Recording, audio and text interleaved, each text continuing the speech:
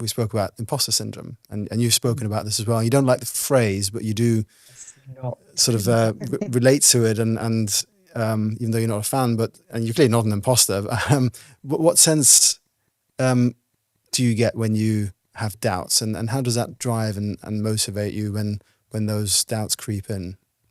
Yeah. And firstly, I don't like the phrase imposter, because for me, imposter has such negative connotations. It means you are pretending to be something you're not. You're impersonating someone or something that you're not. And that isn't the case when we think about what imposter syndrome actually means. It's about having self-doubt, right? And that's something that is completely natural. And so you can't go out and advocate that we should never use imposter syndrome ever again. But I think it is clear it's good to make it clear that what you feel that we now coin as imposter syndrome is okay. It's natural. It's fine to feel. I think understanding where that self-doubt has come from, why you have that self-doubt, what it is, why has it come up for this particular project or for this particular situation, and almost taking a step back. Certainly for me, if I felt it or I was unsure in a particular thing, right, what is it we got to achieve? And again, breaking it down into bite-sized chunks, understanding the art of the possible.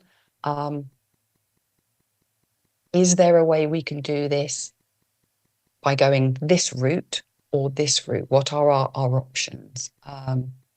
And I think there are definite ways to overcome self-doubt through tools, through that validation. I spoke about it earlier, where I'd stepped into a very technical role and I had self-doubt about being able to do that role. So I sought validation that what I was doing and the decisions I was making were the right ones. And so I think seeking that validation, asking the right questions, breaking it down, writing your doubts down. What is it you're doubting yourself about? And then actually, is that such a big thing? No, it's good. I think sometimes having a little bit of doubt helps you to think more about the outcome, helps you to think more about what that project could be or should be, what you're looking to achieve, rather than rushing in, getting it done because, yeah, I've got this. Actually said, oh, is that the right thing to do? Maybe it's not. What are the other options? So I don't think it's a bad thing. Yeah. I think people just need to arm themselves with some tools to help overcome it and seek that validation. If there is a mentor, if there is someone they're close to at work that they can ask and say, look, I'm not sure about this.